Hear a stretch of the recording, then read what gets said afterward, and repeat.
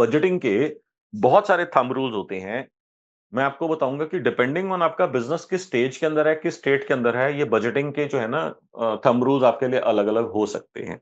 सो एक बारी स्टार्टअप के बारे में बात करते हैं या उस टाइप के बिजनेस के बारे में बात करते हैं जो बिजनेस एस्टैब्लिश्ड है मगर उन्होंने कभी मार्केटिंग नहीं करी कभी जिंदगी के अंदर।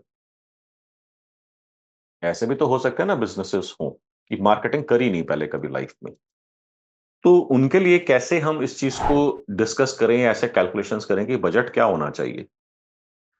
तो अब मैं आपको एक थंब रूल बताता हूं कि अगर आपको अपनी कंपनी के अंदर 5 से 6 साल के एक्सपीरियंस का सेल्स पर्सन लेकर के आना हो तो वो कितने का होगा? एनुअल सीटीसी उसका कितना होएगा? 10 से 12 लाख एक मिनिमम। ओके, 5 से 6 साल के एक्सपीरियंस का सेल्स का पर्सन अगर आप कहते हो कि हम हायर करते हैं तो साल का आपका 10 से 12 लाख का होगा। अभिषेक कह रहे हैं मेरा 8 लाख के आसपास का बजट होगा। और भी कोई है? 6 lakhs. 6 6 lakhs lakhs basing 6 upon lakhs territory change. नहीं, मेरे को एक्सप्लेनेशन नहीं चाहिए, सिर्फ आप मेरे को ये बता दो 6 लैक्स 10 लैक्स 12 लैक्स ये आपका है तो आपको किसी भी स्ट्रैटेजी को टेस्ट करने का यही बजट होना चाहिए 1 साल का। इसमें जो जो चीजें फिट हो सके वही करनी है आपको।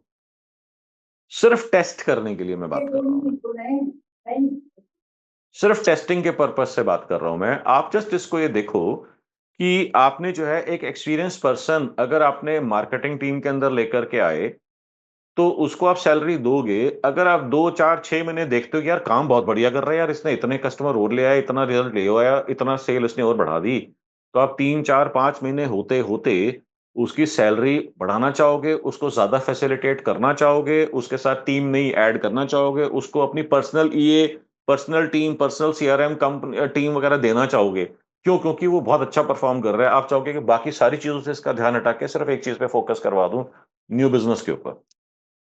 ऐसा ही तो सोचेंगे लाला जी सारे के सारे। Yes sir. तो इसका मतलब आप उस पर्सन के ऊपर और पैसा डालना शुरू कर दोगे। सेम गोज विद दिस कि अगर इस एक्टिविटी की वजह से आपके पास नई लीड्स आनी शुरू हो गई, नई क्वालिफाइड लीड्स आनी शुरू हो गई, आपकी नई क्वालिफाइड लीड्स जो आई वो कन्वर्ट होनी शुरू हो गई, तो हम फिर 5 6 10 12 लाख साल के बजट के ऊपर रुकेंगे थोड़ी, हम उसको और ज्यादा बढ़ा देंगे। कितना सिंपल लॉजिक है ये। कितने लोगों को सुन के मजा आ गया? मजा आ गया जी, बहुत बढ़िया जी। और अगर आपने वो देखा कि आपने वो बंदा हायर करा, 2 महीने हो गए, 3 महीने हो गए, घंटा कुछ ना हो रहा उससे, तो या तो उससे आप बात करके उसको बोलोगे भाई ऐसे तो नहीं चलने वाला, या फिर आप कहोगे नमस्ते। नमस्ते कर सेम इज देंगे। Applicable here, same is applicable here. 1 महीने के बाद, 2 महीने के बाद, 3 महीने के बाद आपको समझ में आ गया यार ये तो कुछ हो नहीं रहा यहाँ पे, तो या तो हम उसको ठीक करने की कोशिश करेंगे या नमस्ते कर देंगे। इतना सिंपल हो गया यार। अब आपका लॉजिक होता है कि मैं जो है एक टेरिटरी के लिए नया बंदा लेकर के आना चाहूंगा, उस टेरिटरी को ग्रो करने के लिए, तो वो नया बंदा 5 से 6 साल के एक्सपीरियंस वाला कितना होगा? उस टेरिटरी को ग्रो करने के लिए उस साल का आपका बजट, स्टार्टिंग बजट वो हो गया। डिसीजन मेकिंग आसान हो गई कि नहीं हो गई? कितनी आसान हो गई डिसीजन मेकिंग?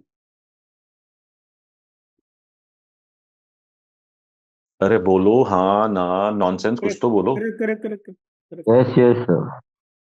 बहुत ज्यादा।